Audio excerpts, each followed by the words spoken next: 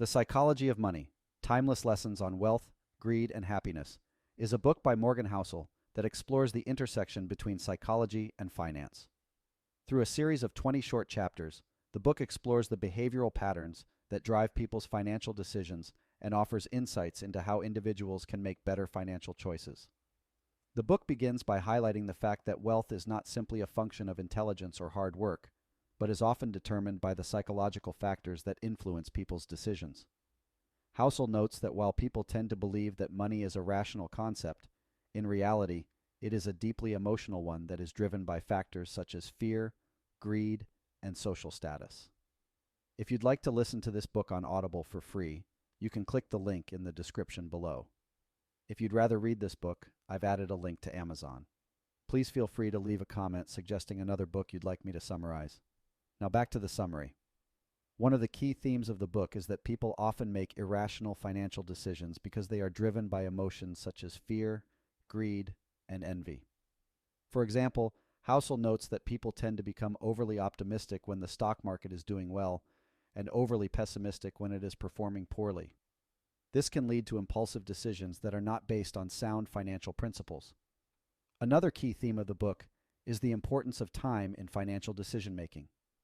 Housel notes that people tend to focus on short-term gains rather than long-term goals, which can lead to poor financial outcomes. He also stresses the importance of patience in financial decision-making, noting that the most successful investors are often those who are willing to wait for the right opportunities. Housel also explores the role of luck in financial success, noting that while hard work and intelligence are important, luck often plays a significant role in determining financial outcomes. He emphasizes the importance of recognizing one's own luck and being grateful for it, rather than assuming that success is solely the result of one's own efforts. The book also delves into the concept of risk and how it relates to financial decision-making.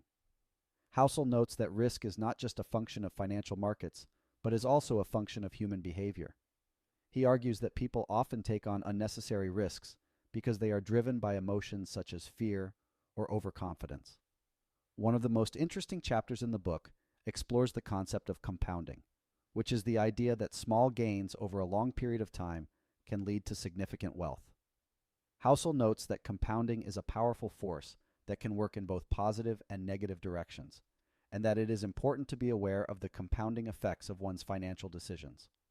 Another key theme of the book is the role of social factors in financial decision-making. Housel notes that people often make financial decisions based on social norms and expectations, rather than on sound financial principles. He argues that it is important to be aware of these social pressures and to make financial decisions that are aligned with one's own goals and values. Throughout the book, Housel uses real-life examples and anecdotes to illustrate his points. He also draws on insights from a wide range of fields, including psychology, history, and economics. The result is a highly readable and engaging book that offers practical insights into the psychological factors that drive financial decision-making. In conclusion, The Psychology of Money is an insightful and thought-provoking book that explores the intersection between psychology and finance. It offers practical insights into the behavioral patterns that drive people's financial decisions and provides strategies for making better financial choices. Whether you are a seasoned investor or someone who is just starting out, this book is well worth reading. Please click the subscribe button and head down to the description below to listen to this book for free on Audible. See you in the next summary.